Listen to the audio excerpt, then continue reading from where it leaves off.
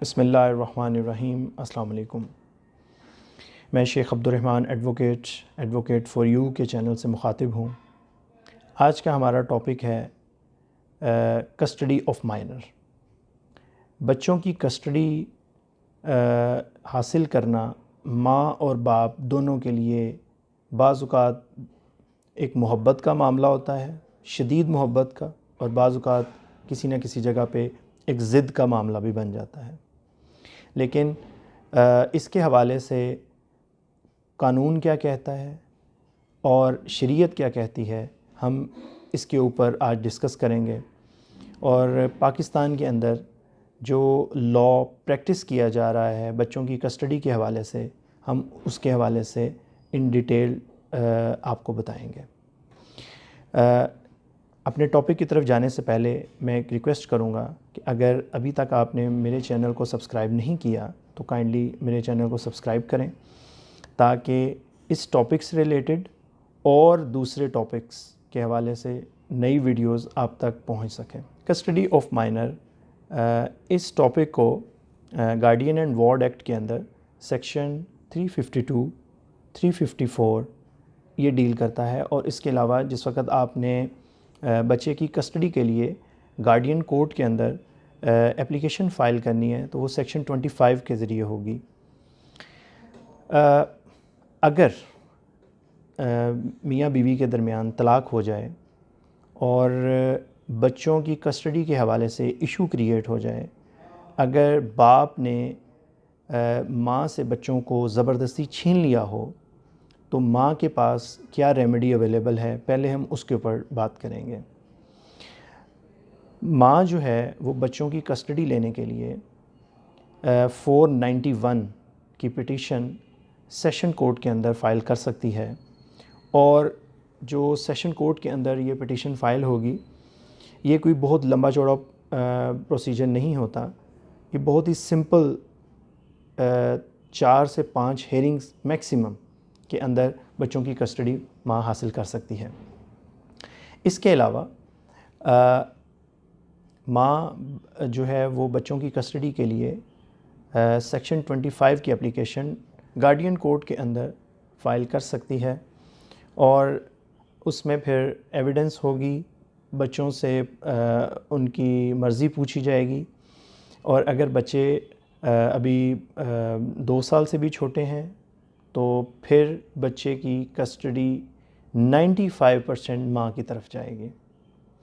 और अगर बच्चे 7 साल या 7 साल से ज़ायद उम्र के हैं तो फिर कोर्ट उनसे पूछेगी कि क्या वो माँ के साथ रहना पसंद करेंगे या बाप के साथ।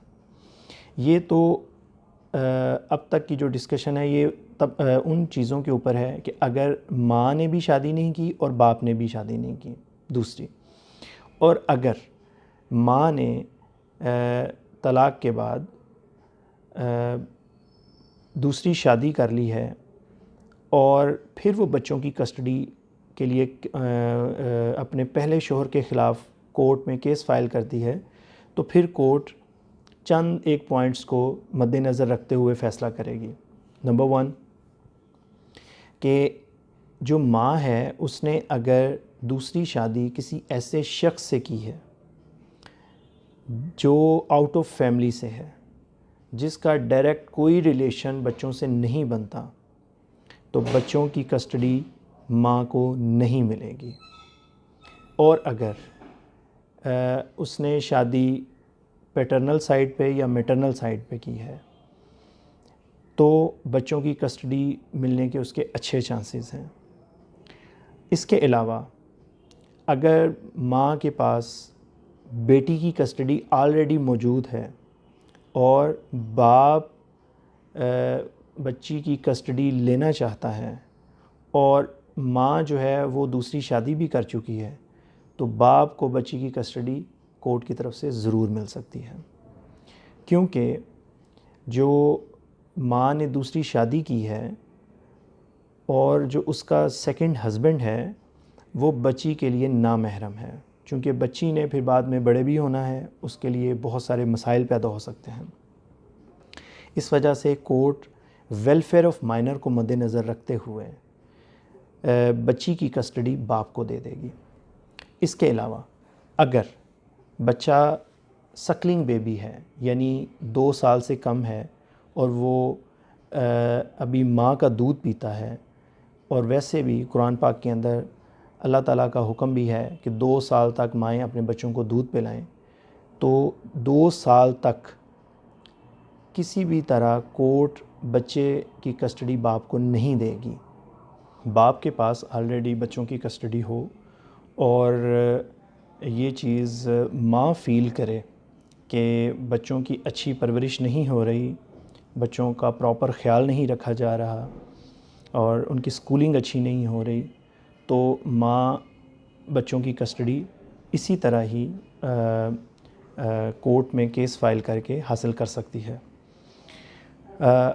इसके अलावा अगर माँ और बाप दोनों आपस में किसी एक पॉइंट पे इकट्ठे हो जाएं कि कितना अरसा वो बच्चे बाप रखेगा और कितना टाइम माँ रखेगी, तो भी कोर्ट के अंदर ये चीज़ डिसाइड हो सकती है कि वीकेंड्स पे, ईद की छुट्टियों में, गर्मी की छुट्टियों में कितना कितना टाइम ये माँ या बाप की तरफ स्पेंड करेंगे।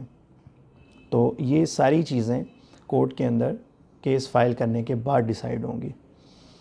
Thank you very much. आज का टॉपिक हमारा बच्चों की कस्टडी के हवाले से था।